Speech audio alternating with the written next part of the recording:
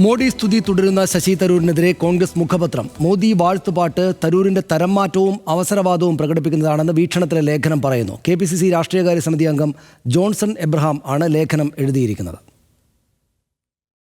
ട്രംപിന് മുന്നിൽ കവാത്തുമറക്കുന്ന ഇന്ത്യൻ നയതന്ത്രം എന്ന പേരിലുള്ള ലേഖനത്തിൽ തരൂരിനെതിരെ രൂക്ഷ വിമർശനമാണുള്ളത്. കണക്കിന് പരിഹാസവുമുണ്ട്. ഓപ്പറേഷൻ സിന്ദൂറിന് ശേഷം കേന്ദ്ര പ്രതിനിധി സംഘത്തലവനായി അമേരിക്കയിലെത്തിയ തരൂരിനും സംഘത്തിനും US വൈസ് പ്രസിഡന്റിനെ മാത്രമാണ് കാണാൻ കഴിഞ്ഞത്. ഇതുതന്നെ നയതന്ത്രം പൊളിഞ്ഞു വീണതിന്റെ ഉദാഹരണമാണ്. ഇവരുടെ സന്ദർശന ശേഷം US പ്രസിഡന്റ് ട്രംപ് തന്നെ നേരിട്ട് പാക് സൈനിക മേധാവിയെ വരവേറ്റതും ലേഖനം ചൂണ്ടിക്കാട്ടുന്നു.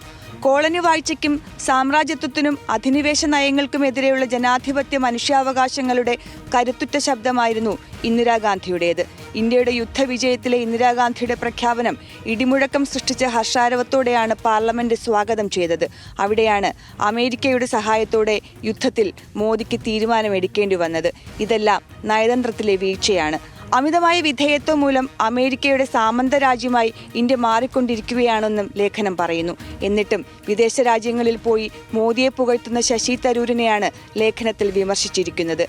രാഷ്ട്രീയകാര്യ സമിതി അംഗം ജോൺസൺ എബ്രഹാമാണ് ലേഖനം എഴുതിയിരിക്കുന്നത്. വീക്ഷണം കോൺഗ്രസിന്റെ മുഖപത്രമാണെങ്കിലും പത്രത്തിന് അതിൻ്റെതായ സ്വതന്ത്ര നിലപാടുണ്ടെന്നാണ് നേതാക്കളുടെ പ്രതികരണം. PR Praveena, news Malayalam, Thiruvananthapuram.